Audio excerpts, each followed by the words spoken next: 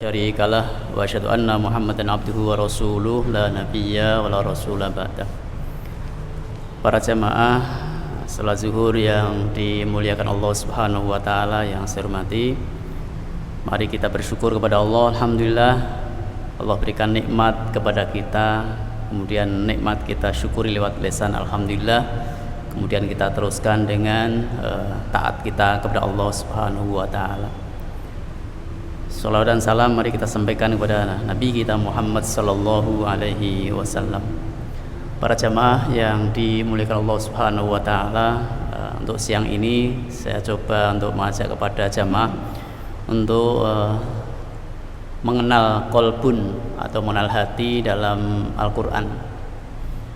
Tapi tidak kita bahas semuanya, hanya pengenalan saja, istilahnya apa saja sih yang ditulis dalam Al-Qur'an. Itu pun mungkin juga belum keseluruhannya. Saya hanya mengambil ada 3 ya. Ada qalbun. Yang pertama adalah qalbun marid ya. Hati yang sakit. Itu yang pertama ya. Kalau kita lihat nanti bisa di dalam surat Al-Baqarah ayat ke-8 itu.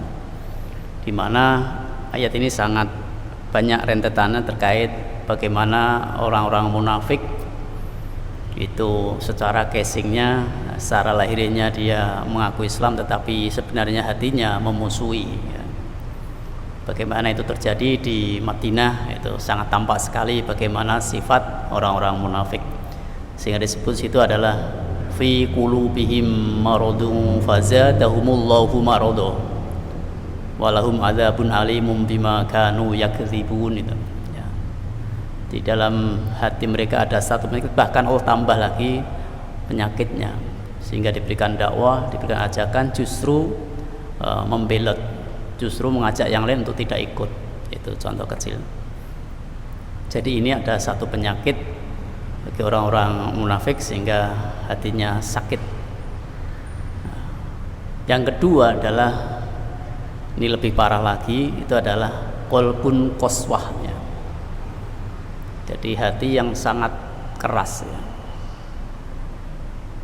Ini digambarkan ya oleh Allah bagi kaum Bani Israel yang kalau kita lihat di dalam Al-Baqarah 74 itu rentetan riwayatnya adalah ketika terjadi pembunuhan terhadap orang yang kaya raya, kemudian dia tidak punya anak keturunan, kemudian ada keponakan yang ingin memiliki hartanya, sehingga orang ini dibunuh karena tidak diketahui, sehingga saling tuduh menuduh,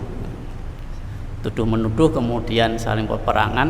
Nah, lalu Nabi Musa menyuruh ya untuk membuktikan itu dengan menyembelih sapi, tetapi juga ngeyel lagi, tidak mau. Sampai tanya sapinya masih lajang atau sudah punya anak dan sebagainya ya. Bahkan warnanya seperti apa, mungkin nanti bisa dibaca terjemahannya itu di sekitar ayat 17 sebelumnya ya. Sehingga di situ bahkan sampai dengan ya tidak mau ya. Ngeyelnya luar biasa. Sehingga ngeyel itu tadi saya sebut summa qasat qulub mim ba'di dzalika fahyakal hijarah. Jadi kerasnya hati itu tadi sampai seperti batu, bahkan lebih keras saja. Padahal disinggung juga bahwa namanya batu, dia mengalir di sungai, ada yang memancarkan airnya. Bahkan batu saja ketika mungkin kalau di sini dulu membuat sumur itu, sumur yang ada di dalam kedalaman 70 meter itu, ketemu batu yang luar biasa kerasnya sampai menghabiskan sekian banyak itu dulu matabur ya. Tapi alhamdulillah bisa tembus ya. Bisa pecah kemudian memancarkan airnya. Ini persis yang di dalam Al-Qur'an. Dan bahkan ada batu yang gelinding dari gunung pun ternyata khosyatillah, takut kepada Allah Subhanahu wa taala. Tetapi ternyata manusia ada yang kerasnya melebihi batu sehingga disebut sudah mati ya.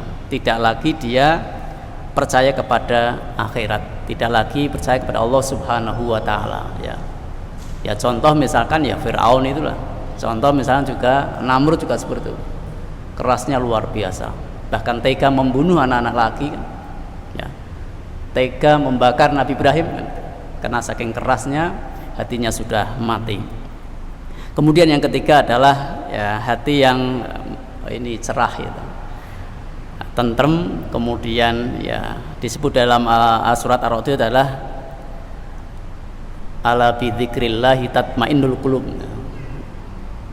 Ingat, hanya dengan berzikir kepada Allah hatinya jadi tenang. Jadi ada orang tuh memang hatinya tenang gitu, kemudian hatinya cerah atau selamat. Sebagaimana dalam surat Asy-Syu'ara 89 itu, yaumala yang fa'umalu wala banun illa man atallaha biqalbin salim. Ya. Pada hari itu, episode yaumul kiamah, tidak lagi manfaat harta benda kemudian anak-anak, ya, kecuali orang yang datang kepada Allah dengan hati yang selamat gitu. Nah, tiga hati ini ya tentu kita tidak ingin ya yang 1 dan 2 tadi, sakit dan bahkan mati, tapi kita ingin yang ketiga. Hanya saja masalahnya itu memang ada penyakit hati. Nah, ya.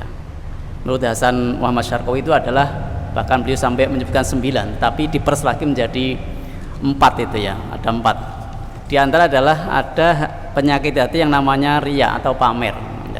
Jadi ketika memberi, ketika dia berbagi itu ingin dipuji orang lain. Jadi kalau begitu memberi kok tidak dipuji gitu, dia jengkel ya. Jadi ada rasa pamer. Itu penyakit hati. Kemudian yang kedua adalah hati juga ada punya penyakit marah al-ghadab. Ya. Al-ghadab ini adalah dengan pengertian sudah memuncaknya kepanikan di kepala. Jadi kalau ada sesuatu hal kemudian tidak bisa teratasi, bisa muncul marah yang luar biasa. Misalnya dalam rumah ya bisa jadi ya, piring terbang, dilepaskan, diuncal kayak gitu ya. Ya itu jadi panik sehingga di apapun jadi pelampiasan. Ya. Kemudian juga ada penyakit yang nama ujub, bangga diri. Nah ini didasari dengan mungkin memiliki kelebihan sehingga ingin dilihat ya. Tetapi kalau sangat bisa berbahaya lagi ketika nanti sudah sampai dengan merendahkan orang lain. Nah, ini jadi kiber itu ya.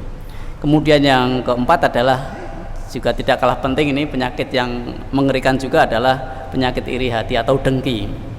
Akibat kegagalan ya mencapai satu tujuan, jadi tujuannya gagal ya.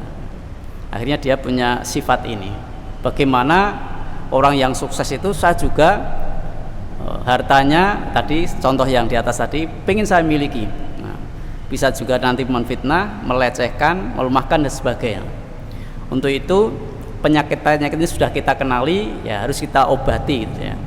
Minimal kalau saya lihat dari referensi ya, Kiai Haji Ahmad Dahlan itu, satu adalah memang zikrullah ya. Terus orang itu selalu ingat kepada Allah.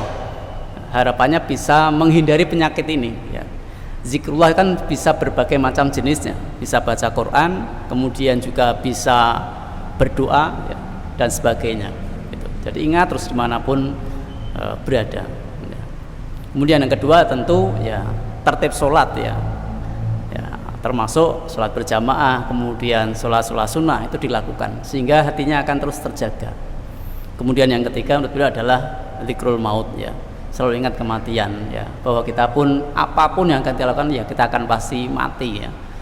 Percuma tadi harta banyak dimiliki tapi terus gak mati akibat dari iri itu.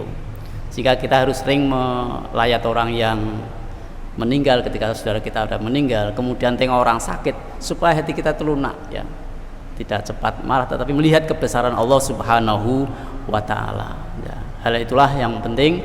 Saya ulang bahwa kita perlu kenal ya hati tadi, ada hati yang sakit, ada hati yang keras atau mati, kemudian ada hati yang cerah ya. Cerah itu ketika ketemu aja seneng gitu. Kemudian kita juga ketahui penyakit hati tadi. Jadi ada riya, ada marah, kemudian ada ujub dan ada iri hati. Nah dengan mengenal itu semua insya Allah kita akan diselamatkan, diberikan bimbingan oleh Allah Subhanahu wa Ta'ala. Saya kira ini yang bisa saya sampaikan, mudah-mudahan bermanfaat khususnya bagi saya dan kepada jamaah. Tapi kurang mohon maaf. Wassalamualaikum warahmatullahi wabarakatuh.